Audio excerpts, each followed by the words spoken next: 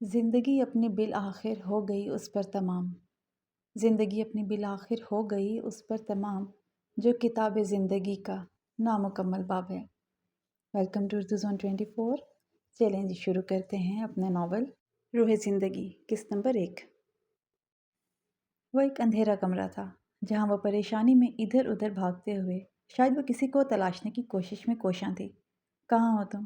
تمہارے خیالوں میں ہوا کے یخ جھونکے کے ساتھ گمبھیر سرگوشی کانوں کے قریب ہوئی۔ تیزی سے رخ موڑ کر اس نے پیچھے دیکھا، مگر ہمیشہ کی طرح اب بھی اندھیرا ہی اس کا منہ چڑھا رہا تھا۔ خوبصورت لگ رہی ہو، تعریف کی گئی، مگر وہ آواز کے پیچھے پاگل، ہر چیز سے انجان، بس اس انسان کے قریب جانے کی تگدو میں مصروف تھی۔ میرے قریب آنا ہے؟ سوال پر اس نے پرجوش انداز میں سر ہلا دیا۔ تو میری طرف ہاتھ بڑھاؤ۔ اس نے اپنی چوڑی ہتھیلی اس کی طرف بڑھائی۔ پرجوش انداز میں وہ اس کا ہاتھ تھامنے کی غرض سے اس کی طرف بڑھی، مگر جیسے جیسے وہ اس کی طرف بڑھ رہی تھی اس انسان کی ہتھیلی اتنا ہی دور ہوتی جا رہی تھی۔ بھاگتے بھاگتے نہ جانے وہ کہاں نکل آئی تھی، مگر وہ انسان ابھی بھی اس سے اتنی ہی دور تھا جتنا کچھ وقت پہلے۔ پھر نہ جانے کیسے ایک روشنی کی لکیر اس اندھیرے کمرے میں پھیل گئی۔ بھاگتے بھاگتے تھک جانے کے باوجود روشنی دیکھتے ہی اس کے چہرے پر مسکراہٹ بکھر گئی۔ اب میں تمہیں دیکھ لوں گی۔ تو دیکھ لو، تمہیں کس نے روکا ہے؟ تمہیں تو ہر اجازت ہے۔ گمبھیر سرگوشی دوبارہ اس کے قریب ابھری۔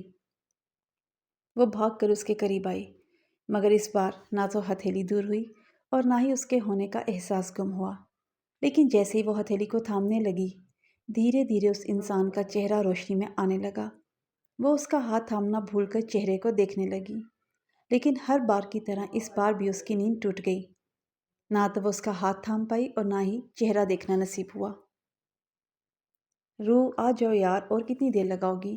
بس 2 منٹ میں آئی۔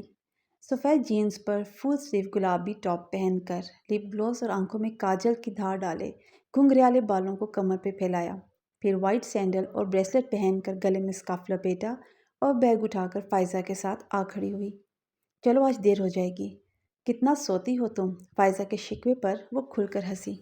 کیا کروں، اتنا سونے کے بعد بھی ہمیشہ مس ہو جاتا ہے۔ وہ اپنے خوابوں کی بات کر رہی تھی، جہاں روزانہ اسے خواب میں کوئی پکارتا تھا۔ اس کا مضبوط ہاتھ جب روح کے سامنے اپنی چوڑی ہتھیلی پھیلاتا تو وہ چاہ کر بھی خود کو اس کے قریب جانے سے روک نہیں پاتی تھی، مگر جتنا وہ اس کے قریب جاتی اتنا ہی وہ انسان گھنے اندھیرے میں اس سے دور ہوتا چلا جاتا، اور ایک مقام ایسا آتا تھا جہاں روشنی کی ایک لکیر میں وہ اس کا چہرہ دیکھنے کے قریب ہوتی، مگر عین وقت پر نہ چاہ کر بھی اس کی آنکھ کھل جاتی۔ ابھی بھی وہ اسی کے بارے میں سوچ رہی تھی، تبھی فائزہ کی بات پر وہ چونک کر اٹھی۔ دیکھو روح، یہ بلیک رنگ کی کار 3 دن سے ہمارا پیچھا کر رہی ہے۔ واٹ؟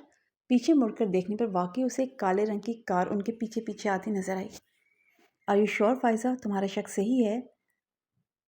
100%۔ میں 3 دن سے اس بندے کو نوٹ کر رہی ہوں۔ پہلے مجھے اپنا وہم لگا، مگر اب مجھے یقین ہو گیا ہے یہ ہمارا ہی پیچھا کرتا ہے۔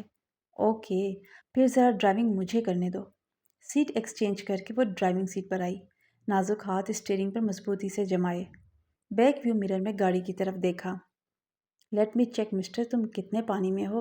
اور پھر ڈرائیونگ کرتے ہوئے گاڑی کی سپیڈ آہستہ آہستہ بڑھنے لگی، یہاں تک کہ ایک وقت ایسا آیا جب فائزہ کو لگا ان کی گاڑی شاید ہوا کے دوش پہ چل رہی ہے۔ روح سپیڈ کم کرو پلیز روح۔ فائزہ کی آہو پکار اس کے کانوں تک شاید پہنچ نہیں پا رہی تھی۔ اس کے سر پہ تو شاید کوئی جنون سوار تھا، اور یہ جنون اس کار والے کی ہٹ دھرمی دیکھ کر آیا تھا جس نے اپنی گاڑی کی سپیڈ بھی خطرناک حد تک تیز کر رکھی تھی۔ پولیس کی گاڑیوں کا ہارن سن کر فائزہ کے اوزان خطا ہو گئے۔ روح، اس کے بازوؤں کو پکڑ کے ہلاتے ہوئے فائزہ نے اسے روکنے کی کوشش کی۔ لیو می، وہ یکدم چیخی تو فائزہ نے سہم کر اپنے ہاتھ پیچھے ہٹائے۔ بلڈی انسان، آنکھوں سے چنگاریاں پھوٹنے لگی۔ وہ تو شاید اور سپیڈ بڑھاتی، مگر عین اسی وقت پولیس کی گاڑی ان کی گاڑی کے سامنے آئی اور اچانک بریک لگنے پر بہت بڑا ایکسیڈنٹ ہوتے ہوتے بچا۔ لندن کی سڑکوں پر بلا وجہ دن دہاڑے رش ڈرائیونگ کرتے ہوئے اس نے سگنل بھی توڑے، تبھی پولیس نے اس کا پیچھا کیا، مگر اس کے بریک لگاتے ہی وہ کالے رنگ کی کار تیزی سے آگے نکل گئی۔ پولیس کی کچھ گاڑیاں اس کے پیچھے بھی گئیں، مگر اسی وقت ونڈو سیٹ کا شیشہ نیچے سرکا اور وہاں سے ایک ہارٹ شیپ بیلون نکل کر ہوا میں اڑنے لگا، مگر اس غبارے پر لکھی تحریر نے روح کے دماغ کو جھنجھنا کر رکھ دیا۔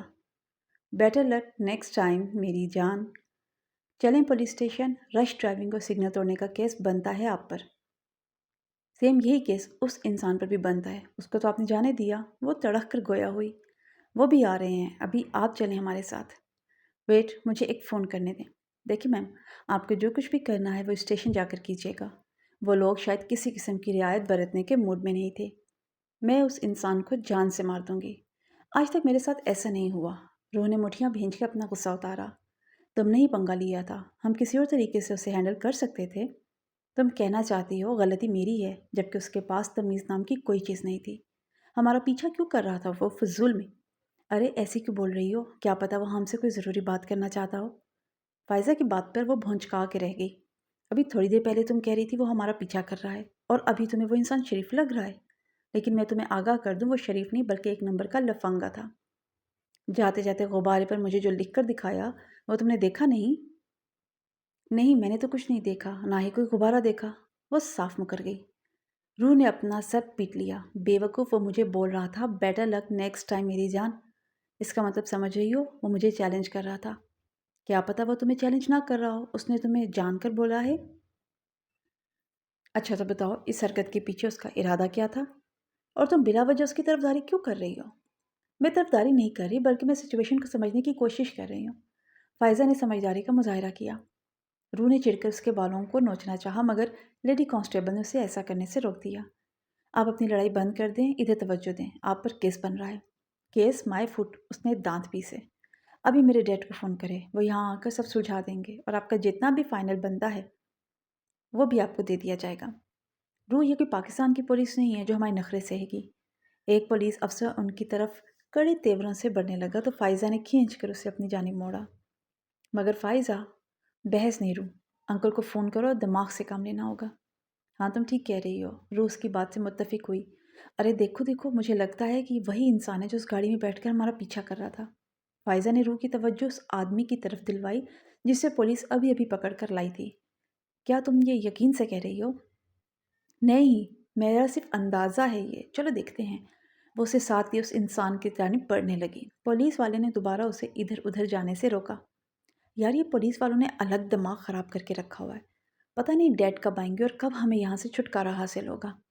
ہم کہیں نہیں جا رہے ہیں، بس ہمیں ان سے بات کرنی ہے جو ہمارے ساتھ ڈرائیونگ کرتے ہوئے پکڑا گیا۔ وہ انگلش میں اس افسر کو بولتے ہوئے اس آدمی کی طرف بڑھی۔ اے مسٹر، تم ہمارا پیچھا کیوں کر رہے تھے؟ اس سے مخاطب ہوتے ہوئے اس نے لہجہ خالص اردو رکھا تاکہ یہاں کے لوگوں کو سمجھ میں نہ آئے، ورنہ شاید بدتمیزی کا ایک اور کیس بن جاتا۔ کیا آپ نے مجھ سے پوچھا؟ اس نے رخ موڑ کر روح کی طرف دیکھا۔ بس وہی ایک لمحہ تھا جب روح کو لگا کہ شاید گھڑی کی سوئی اپنی جگہ ساکت ہو گئی ہے۔ دھڑکن کی دھک دھک کانوں میں صاف سنائی دینے لگی۔ آس پاس کا منظر بھی شاید ساکت ہو کر رہ گیا تھا۔ دراز قد و قامت، مضبوط باڈی، گہری کالی آنکھیں جو شاید اس سے کچھ کہہ رہی تھیں، یا پھر شاید اسے ایسا لگا۔ تم ہمارا پیچھا کر رہے تھے؟ ٹوٹے پھوٹے لفظوں میں وہ سوال گو ہوئی۔ دل کی حالت اسے دیکھ کر عجیب سی ہو گئی تھی۔ ایسے تو دل پہلے کبھی نہیں دھڑکا تھا۔ میں تو آپ کا پیچھا نہیں کر رہا تھا، لیکن شاید آپ ہی مجھ سے ریس لگانا چاہتی تھی۔ تبھی تو دیکھیں مجھے آپ کی وجہ سے یہاں آنا پڑ گیا، ورنہ اینڈی یہاں کبھی نہیں آتا۔ اس کے انکشاف پر انہیں چھوٹی آنکھیں کر کے فائزہ کی طرف دیکھا، جو گھبرا کر اب پوری بدتیسی کی نمائش کر رہی تھی۔ روح، مجھے لگا یہ ہمارا، اس نے صفائی پیش کرنا چاہی۔ تم گھر چلو، تمہارا تو میں حساب کرتی ہوں۔ روح نے دانت پیسے۔ ٹھیک ہے مسٹر اینڈی، تم ہمارا پیچھا نہیں کر رہے تھے، لیکن بلا وجہ ہم سے ریس لگانے کی ضرورت؟ واقعی بلا وجہ ریس لگانے کی بالکل ضرورت نہیں تھی، مگر جب ایک خوبصورت لڑکی چیلنج کرے تو وہ چیلنج ایکسیپٹ کرنے میں عقل مندی ہے۔ پینٹ کی جیبوں میں ہاتھ ڈال کر وہ اس کی آنکھوں میں جھانکنے لگا۔ اس کی اس حرکت پر روح کا دل ڈوب کر ابھرا۔ مجھے لگتا ہے یہ انسان مجھے ٹریپ کرنے کی کوشش کر رہا ہے۔ وہ منہ ہی منہ میں بڑبڑائی۔ کیا کچھ کہا آپ نے؟ وہ تھوڑا سا اس کی طرف جھکایا۔ کچھ نہیں، وہ اسے منہ چڑھا کر دوسری طرف چلی گئی۔